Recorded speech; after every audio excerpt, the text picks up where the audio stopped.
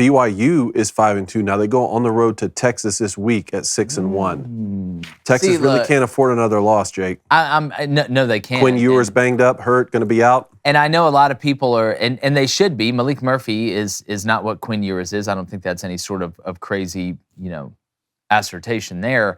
But I look at this BYU team. If we really dive into it, like and you look at BYU's schedule, and look, I know Keaton Slovis, thrown for a little over 1,500 yards, has 12 touchdowns, 4 interceptions, actually taking care of the ball better. Because my knock on Keaton Slovis was, I don't think he wants to stand in there, and nobody wants to take the smoke, but you know how it is, David. So you got to stand in there and take it. Sometimes it looks like Josh Allen wants to take the smoke. Yeah. Well, he's an ogre. Yeah, well, Josh Allen is also built like the building we walked in here. True. Must be nice. But if you look at BYU, right, they had that huge win at Arkansas.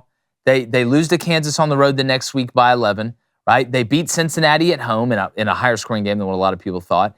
You get absolutely murdered by TCU on the road, 44-11. Now that Arkansas win's not looking as great as what it did earlier. And then you beat Texas Tech, right, by 13 points. I think BYU, if this game was at home, I would really be worried if I was a Texas fan. Not that you should just be walking through the tulips if you're a Texas fan and it's all great, but BYU, the key is, this is the game where if you're going to win it, you can say, oh, we caught a break, Quinn Ewers is out.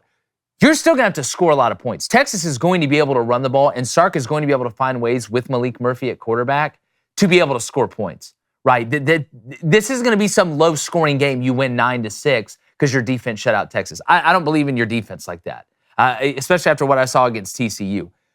But Keaton Slovis is your dude. That's your guy. You always got those big white trees running around on the outside that BYU always has. They got another one this year. But Keaton Slovis is going to have to absolutely be the guy that NFL scouts go, okay, that's why. That's why this guy in this loaded class of quarterbacks, that's why Keaton Slovis is a guy that I want to have. Because I tell you what, Keaton's arm strength, he may have the most underrated arm in the country. We talk about all these guys with big arms, Joe Milton. You need to have a big arm in this game and a big pair of some other things. Because in order for BYU to win this, Keaton Slovis is the key. This is your guy. This is Golden Arm. This is Prince Eric. Like, you got to go be Prince Eric, dog.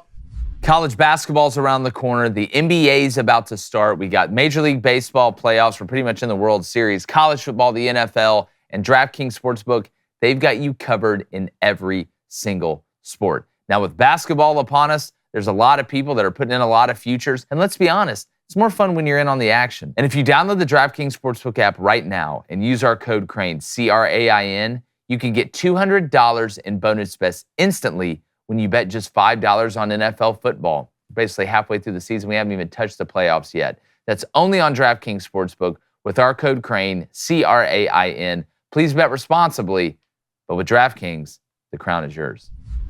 This was the other 17.5 line you and I talked about. Too much to me. This seems to like... Without Quinn? Without Quinn? I mean, if you're BYU, what's your game plan immediately on defense? Oh, we're stacking the box. Malik, you're going to have to beat us with your arm. That if you're BYU, that's your immediate game plan on defense. And I have to agree, Slovis, if there's ever a time to separate yourself or put your name into the sky like the bat signal, it's this game. And it has to feel good walking into it when half your team's over 30. All right, these guys aren't going to be starstruck. All right, they're going to know. I think this game's going to be close. They got a mortgage and an electric. This game's going to be close. But if it's me, I mean, what has Malik Murphy been able to prove to you through the air? Well, it's nothing. Again, though, I don't think if you look, BYU is averaging giving up around 150 yards rushing a game. Okay, Texas is averaging about 180. And they know with Malik Murphy, who's a runner at quarterback right now, that's all we know. The question is, if you're going to stack the box and play man behind it, can Xavier Worthy or an AD Mitchell, can you just put it close enough where they can go make the play?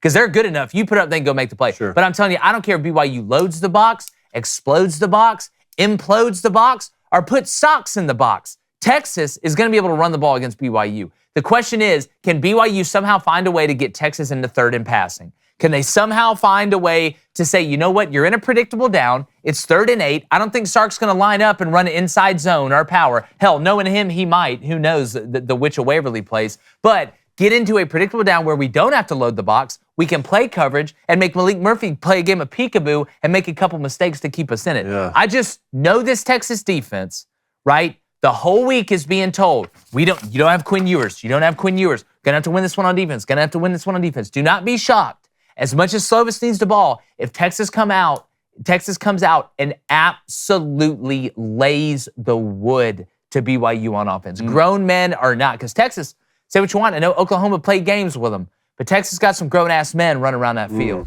What's up, everybody on YouTube? Hope you guys are having a fantastic week as we roll through it. If you get a little time and you haven't, subscribe to the channel. We really appreciate all the support. Hit that like button and turn that notification bell on so you know every time we're dropping content, which is pretty much every 30 minutes.